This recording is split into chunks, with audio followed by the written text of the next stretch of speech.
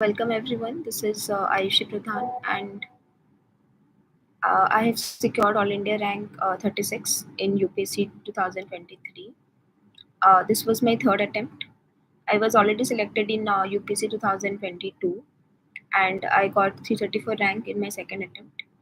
So here I'm going to share my strategy. Before sharing my strategy, I will start with my brief academic background. So I had prepared. Like initially I thought I should become a doctor, so I had taken medical coaching in my 12th class, but I could not clear medical by a few margin. Then I switched to engineering, so I took computer science engineering as my graduation subject. In 2019, I passed out, and for 1 year I had worked in the tech sector, uh, but somehow I got attracted towards administrative service, and then I resigned from my job in 2020 during the Corona period. And since then, I have started my preparation. So the first thing which I did was I enrolled in online course to get my concepts of GS clear, and then I uh, I I schemed through the syllabus of few optionals, and then finally I decided to take anthropology as my optional. So just a second.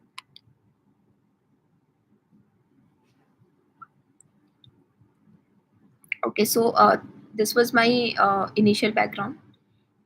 In 2021, I gave my first attempt. I cleared prelims. I cleared mains also in 2021, but I could not clear my I could not find my name in the final list because of my low score in anthropology. So 21, I could not clear this exam.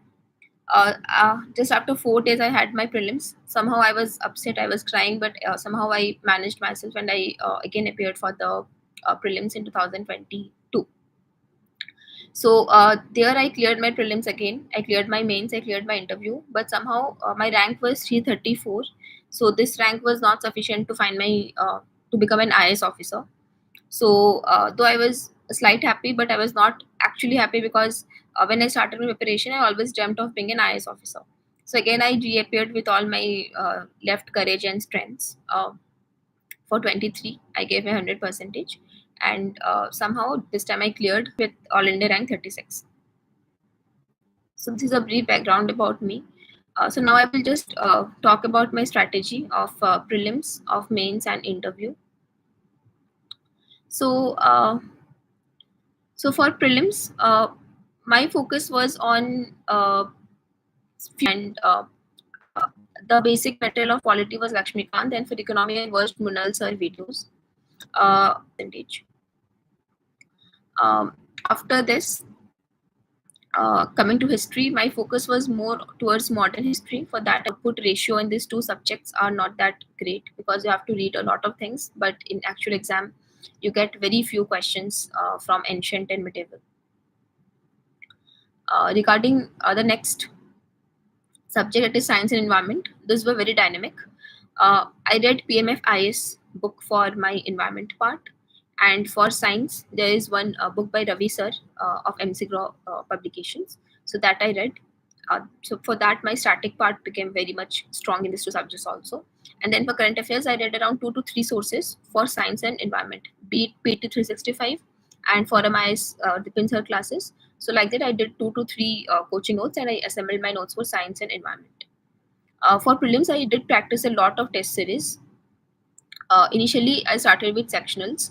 Uh, I made sure that I have given around 30 to 40 sectionals. And in the last 1 month, I also gave around 20 FLTs. Whatever mistake I used to make, um, I used to make sure that I'm analyzing those mistakes. I'm going back to that subject. I'm going back to that topic. So by multiple revisions, I made sure that I'm becoming very much clear with my concepts, etc. So that is how I focus on my prelims. Along with this, one important thing which I did was I practiced lot of PYQs. I looked at the options of the options, and I analyzed the reason why UPSC is giving such options. Can I know the language? Like, shall I speak in English or Hindi?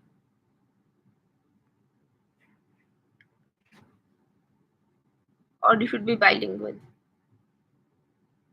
ठीक है, मैं हिंदी में बात करती हूँ। तो मतलब इस तरीके से मैंने अपना प्रीलिम्स का प्रिपरेशन किया। अम, जी, आप इंग्लिश मीडियम में दे सकते हैं। लाइक जो लैंग्वेज का ऑप्शन होता है वो I will take the queries later, तो फर्स्ट मैं अपना स्ट्रैटेजी बता देती हूँ। तो इस तरीके से मैंने प्रीलिम्स का प्रिपरेशन किया, जो जिसमें मतलब मेरा मेन फोकस वाज कि मैं कम रिसोर्स पढूँ लेकिन उसको मल्टीपल टाइम में रिवीजन करूँ, और बहुत सारा टेस्ट सीरीज़ में प्रैक्टिस करूँ, जिससे कि मुझे जो लॉजिकल एलिमिनेशन टेक्निक्स है, वो सब सही से मुझे समझ आ जाए। And also focus was on PYQs. तो ये हो गया प्रीलिम्स का। जब मेंस का बात करते हैं तो मेंस में आपका आंसर राइटिंग प्रेजेंटेशन काफ़ी इंपॉर्टेंट है। मेंस में आपको थोड़ा-सा आपका जो यूनिक डायमेंशन है, वो आपको रिफ्लेक्ट होना चाहिए। तो इसके लिए आपके पास खुद के नोट्स होने चाहिए। नॉट एक्ज़ैक्टली नोट्स में आपको जो बेसिक पार्ट है वो नहीं लिखना है, वो आप क कोई भी आप कोचिंग मटेरियल उठा लो, वहाँ से आप बेसिक चीज़ें पढ़ लो। लेकिन आपके पास ये नोट होना चाहिए कि आप ये टॉपिक में आप क्या यूनिक चीज़ लिखोगे। आप उसमें कौन से एग्ज़ाम्पल्स यूनिक डालोगे, आप उसमें कौन से केस स्टडीज़ यूनिक डालोगे, आप उसमें कौन से फैक्ट्स यूनिक डालोगे, आप उसको कैसे लिंक करोगे करंट अफेयर्स के साथ। तो इस वे में आपको अपने मेंस का नोट्स रेडी रखना चाहिए। और मेंस में भी आपको बहुत सारे टेस्ट सीरीज़ प्रैक्टिस करना होगा, क्योंकि उससे आपका जो राइटिंग स्किल है वो बढ़ेगा, आपका टाइम मैनेजमेंट बढ़ेगा और प्रेज़ेंटेशन भी आपका बढ़ेगा। तो मेंस में प्रेज़ेंटेशन भी काफ़ी इम्पोर्टेंट है। मैंने इस अटेम्प्ट में प्रेज़ेंटेशन पे मैंने काफ़ी काम किया था। अ, पहले तो क्वेश्चन को समझना होता है, उसको 1 सेकंड में आपको स्ट्रक्चरिंग करना होता है, एंड देन क्वेश्चन को आपको ब्रेक डाउन करना पड़ता है इनटू 3 टू 4 पार्ट्स। जो क्वेश्चन के मेजर डिमांड है उसको एड्रेस करने के लिए मैं मेक श्योर करती थी कि मैं सब हेडिंग्स दूँ, और उस सब हेडिंग्स को मैं बॉक्सिंग करती थी।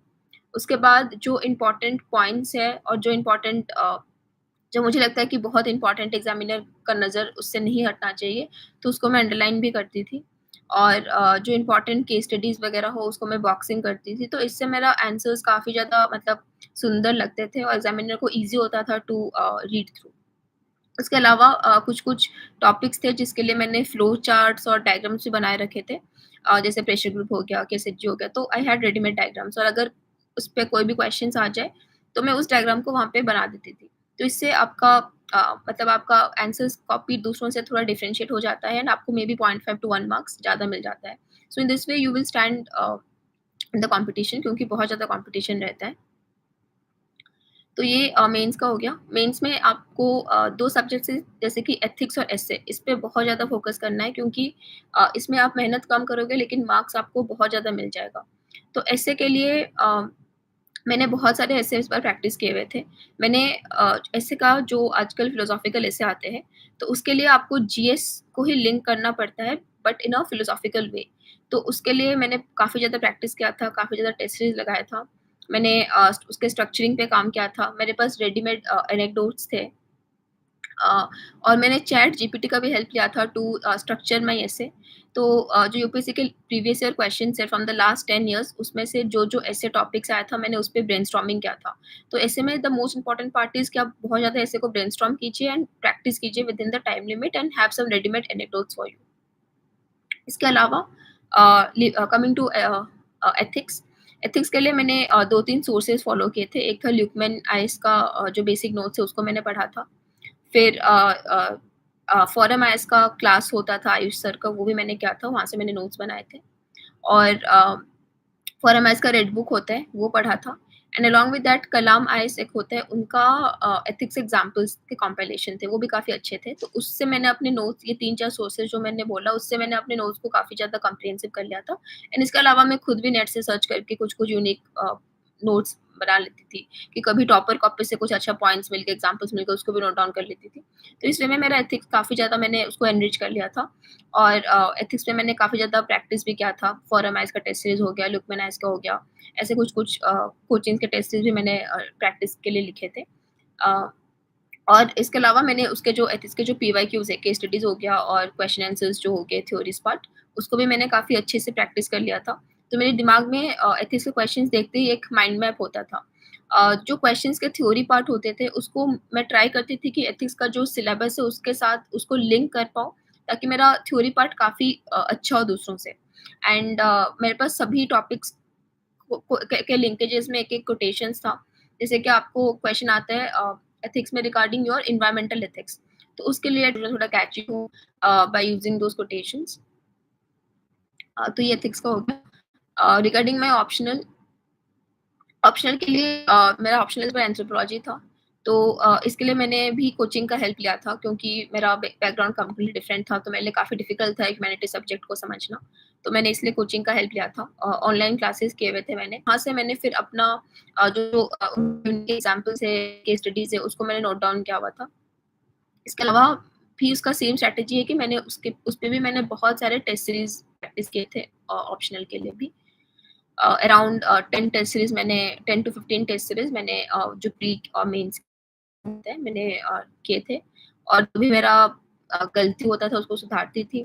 देन मैं रोज़ आंसर राइटिंग करती थी। एंथ्रोपोलॉजी में मेरे पास एक sir there was a mentor जो फिर कमेंट करते थे कि कैसे इसको इम्प्रूव करना है, कैसे स्ट्रक्चरिंग को इम्प्रूव करना है और एग्ज़ामिनर आंसर में एग्ज़ैक्टली क्या ढूँढता है।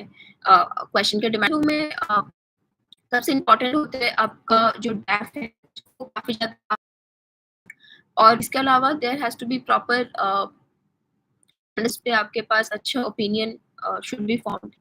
ये का एक टाइप होता है टाइप उसमें काफ़ी ज़्यादा स्ट्रेस होता है। तो अभी आप क्वेश्चंस पूछ सकते हैं, मैं उस हिसाब से दूँगी। मोटिवेट अ, था कि मुझे कुछ अच्छा करना है, मुझे लार्ज स्केल इम्पैक्ट लाना है। And this is the only position जिससे मैं लोगों को कुछ but you should always think about the reason like why you started the preparation at the और मैं इतना और मुझे ये लगता था कि अगर मैं इतना आगे आ चुकी हूँ, तो अब तो मैं पीछे नहीं जाऊँगी। आई विल आपके पास जो क्लोज़ फ्रेंड्स हैं, अगर आप क्योंकि ऐसा टाइम आएगा जब आपको लो फ़ील होगा, तो मेरे पास आई वाज़ लकी इनफ कि मेरे पास मेरे स्कूल फ्रेंड्स थे, उस फ्रेंड्स होने चाहिए for emotional support and also you can यहाँ बनना है तो ये करके आप अपना 100% दीजिए एंड बाकी जो चीज़ है वो भगवान पे छोड़ दीजिए।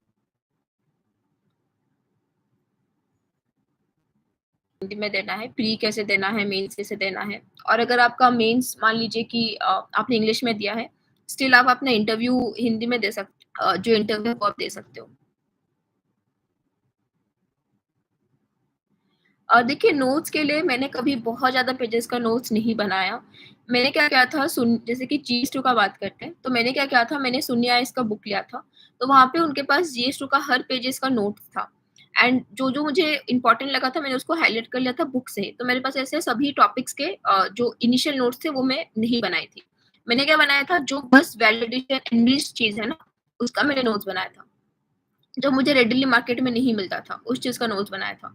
क्योंकि ज़्यादा नोट्स बनाने से आपका टाइम वेस्ट होगा एंड आप एट द एंड मोमेंट उसको रिवाइज़ भी नहीं कर पाओगे। आपको याद रखना है कि आपके पास बहुत ही अच्छे पॉइंट्स होने चाहिए इन अ वेरी क्रिस्प फॉर्मेट जो आप लास्ट 1 वीक में रिवाइज़ कर पाओ। तो आपके नोट्स उस फॉर्मेट में होने चाहिए। आपको बहुत बल्की नोट्स बनाने का कोई ज़रूरत नहीं है, क्योंकि बहुत सारे कोचिंग्स हैं लाइक ओनली आईएएस का भी आ जाता है बुकलेट एंड सुनिए आईएएस का आता है। ऐसे बहुत सारे कोचिंग्स हैं, जिसमें आपको रेडीमेड नोट्स मिल जाएँगे। तो आप उसको किसी एक को पिक कर लीजिए। बाकी आप अपना जो यूनिक पॉइंट्स है, जो आपका फैक्ट्स है, केस स्टडीज़ है, टॉपिक वाइज़ उसका नोट्स बनाइए। तो मैंने यही पैटर्न किया था। मेरा टेलीग्राम चैनल भी है। तो जब मैं घर जाऊँगी I will share my like notes like मैंने कैसे क्या किया था। ऑप्शनल चूज़ करने के लिए आपको अपना बैकग्राउंड देखना है। अगर आप जैसे कि मेरा कंप्यूटर साइंस था लेकिन कुछ वो नहीं था like computer science optional available नहीं था। तो पहले आप अपना बैकग्राउंड देखिए, अगर बैकग्राउंड के साथ आपका मैच कर रहा है ना, अगर आपका बैकग्राउंड स्ट्रॉन्ग है, इकोनॉमी है तो इकोनॉमी ले लीजिए उस हिसाब से। उसके बाद आप ये देखिए कि उसका सिलेबस कितना है, आपके पास कितना टाइम है। अगर आपके पास कम टाइम है, देन आप बड़ा ऑप्शनल नहीं ले सकते हो, then you have to stick to a smaller optional. So anthro was comparatively small सही रिसोर्सेज़ है या नहीं। Optionals like socio and non optional. तो ये देखिए, फोर्थ आप उसका सिलेबस को मेजर पार्ट आता है, फिजिकल एंड आपको लेना होगा। योजना योजना मैंने जब प्रिपरेशन सो मच मैगज़ीन तो मैंने नहीं पढ़ा था। जब मैं फ्री होती थी न्यूज़पेपर सिर्फ़ और सिर्फ़ मैं इंटरव्यू के लिए मैंने पढ़ा था। प्री मेंस के लिए I mostly relied on current affairs जो आपके मैगज़ीन्स होते हैं। आपके मेंस के कीवर्ड है उसको आप सर्च कर लो गूगल पे एंड उसपे अपनी आप जो न्यूज़ है उसमें तो ऐसे एग्ज़ामिनर को लगेगा कि आप करंट अफ़ेयर्स के टच में भी हो, लेकिन आपको ज़्यादा इसके लिए रोज़ न्यूज़पेपर पढ़ने का ज़रूरत नहीं है। तो आप स्मार्ट वर्क कीजिए। हिंदी मीडियम टफ नहीं है, आपको हिंदी मीडियम में भी अच्छे रैंक आ रहे हैं, मतलब गाइडेंस भी है। अ, लेकिन वही है कि मतलब हिंदी मीडियम में आपके पास टॉपर्स कम होते हैं, रिसोर्सेज़ कम होते हैं, इंग्लिश का ज़्यादा अवेलेबल है। But I think UPSC is a very transparent body, वो सभी मतलब हिंदी, इंग्लिश सभी को दे गिव इक्वल चांस। तो ऐसे टफ या ईज़ी नहीं है, दोनों ही equally complete GS first along with optional हो जाए और जीएस भी कंप्लीट हो जाए। लेकिन फिर भी मेरा इतना स्ट्रॉन्ग नहीं हो पाया था फर्स्ट अटेम्प्ट में। तो आपका स्ट्रेटजी 3 मंथ्स में आपको जीएस या मेंस के लिए नहीं, तो मेरा मार्क्स ऑप्शनल में काफ़ी कम हो गया। एंड होता ये था कि I was getting stuck in UPSC cycle, मतलब रिजल्ट आएगा, उसके स्टक इन यूपीएससी साइकिल। हमेशा मुझे लगता था कि इंस्टेड ऑफ 1 साल मैंने हमेशा बहुत ही मतलब हड़बड़ी में एग्ज़ाम दीजिए, ताकि आप यूपीएससी साइकिल में बार-बार स्टक ना हो। देखिए आपका जो आपने उस टाइम पे मेहनत नहीं किया था, इसलिए उस टाइम पे आपका मार्क्स उतने नहीं पड़ता है। अगर आप अपना 100% दोगे, तो में ये नहीं होना चाहिए कि मेरा पहले कम स्कोर था। तो आपका वो माइंडसेट पे डिपेंड करता है सब कुछ। मैं अपना GS notes I have my Telegram channel, आप आंसर को फ्रेम करने के लिए आप क्वेश्चन को समझ लिंक कौन-सा पार्ट से क्वेश्चन पूछा गया है, एंड देन आप उसको धीरे-धीरे आप उसको स्ट्रक्चर कीजिए। जैसे कि मान लीजिए क्वेश्चन पूछा है, तो आप उसपे लिखिए कि कैसे अच्छे से फंक्शन करे, दोनों साइड पे लिखना है। तो आप प्रैक्टिस करते रहिए, आपको ईज़िली चीज़ को खुद पे इम्प्लीमेंट करना है। इंटरव्यू एक्सपीरियंस मेरा इस बार तो ठीक था, क्योंकि मुझे ओडिशा के ऊपर पूछे थे। अ रिवीजन स्ट्रैटेजी मेरा यही था जो मैंने आपको बताया कि टेस्ट सीरीज़ मैं बहुत सारा देती थी, और जहाँ मुझे लगता था कि मेरा मिस मत कीजिए, बल्कि आप उसपे हाइलाइट कर दीजिए, जो भी आपको लगे कि इम्पोर्टेंट हो। नोट्स में आप जितना हो पाए आप फैक्ट्स, केस स्टडीज़, एग्ज़ाम्पल्स ज़रूर ऐड कीजिए कि टॉपर्स कौन रह चुके हैं। एंड था इन डिफेंस स्टडीज़ 22 में। तो मैंने उसके बाद में क्योंकि मेंस इज़ द रैंक, तो प्रीलिम्स आप लास्ट 3 टू 4 मंथ्स 100% दीजिए। उसके पहले आपका जो मेन वर्क है, इंटरव्यू में definitely your dress they do matter, definitely आपको दिखने लग जाएगा। कोचिंग डिपेंड करता है, आजकल आपको बहुत सारे रिसोर्सेज मिल जाएगा फ्रीली। मेरा सिंस बैकग्राउंड बिल्कुल आपको बहुत सारे रिसोर्सेज है, आपको समझ नहीं आता आपको क्या करना है, सो कोचिंग इज जस्ट 10%, 90% आपको खुद ही देना है। तो 10% में को ऑप्शनल आप पहले खुद से शुरू कर लिया था ऑप्शनल का, और प्री टू मेंस के बीच तो आपको ज्वाइन करना ही करना है टेस्ट सीरीज। तो अगर आप जितना जल्दी ज्वाइन कर पाओगे उतना अच्छा है टेस्ट सीरीज, क्योंकि मैंने भी प्रिपरेशन के जस्ट ऑप्शनल और इसके जीएस के लाइक आई रिमेंबर्ड कि आप अपना 100% दे दीजिए, अगर उसके बाद भी आपका नहीं हो रहा है सिलेक्शन, उसके बाद ही आप प्लान बी का सोचिए, गिव योर 100%, क्योंकि हमें खुद पता होता है कि हमारा पोटेंशियल क्या है। डेली का शेड्यूल ये होता था कि मैं सुबह जल्दी उठ जाती थी। मेरे केस में ये होता था कि मुझे सुबह काफ़ी ज़्यादा चीज़ें याद रहती थी, और मैंने ये देखा भी है कि रात से ज़्यादा सुबह आपको ज़्यादा याद रहता है। तो मैं अराउंड 4 टू 5 ओ क्लॉक में बहुत जल्दी उठ जाती थी, और फिर मैं नहाती थी, और फिर मैं मेडिटेशन करती थी, फिर मैं पढ़ने बैठ जाती थी। मैं सुबह उठ के ऑप्शनल को रिवाइज़ करती थी और उसको पढ़ती थी। उसके मैं थोड़ा न्यूज़पेपर देख लिया, थोड़ा करंट अफेयर्स देख लिया, थोड़ा वीडियो देख लिया। तो वैसे करते-करते मैं पढ़ती थी। दिन में मेरा एक था, लेकिन जो मैंने टारगेट डिसाइड किया है खुद के लिए, उसको कंप्लीट कर लीजिए, उसका नोट्स रेडी रख लीजिए। उसका टे तो विदिन मैक्सिमम 6 मंथ्स लेके आप ऑप्शनल को अच्छे से रेडी रख लीजिए पहले, एंड अलोंग विथ ऑप्शनल आप जीएस को भी साथ-साथ कीजिए। अब 9 मंथ्स में आप चीज़ों को एक साथ कीजिए। आप अपना फाउंडेशन को स्ट्रॉन्ग कीजिए जीएस का। मैं आपको प्रीलिम्स के जो क्वेश्चन्स है उसको प्रैक्टिस कीजिए।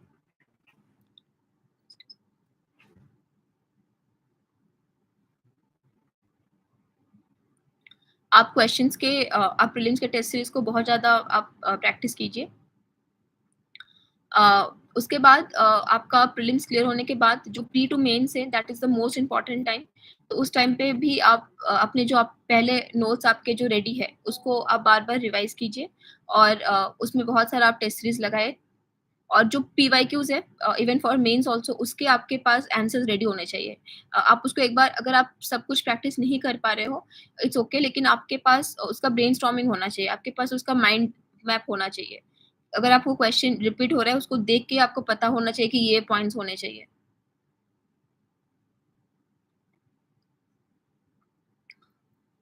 Current affairs I already discussed कि मैं न्यूज़पेपर नहीं पढ़ती थी। I used to refer to PT 365 and PYQs में आपको मिल जाएगा। आप ओनली एज का पीवाईक्यू सर्च कीजिए, उसमें आपको टॉपिक वाइज चीज़ें मिल जाते हैं। टेलीग्राम चैनल आप प्लीज़ फील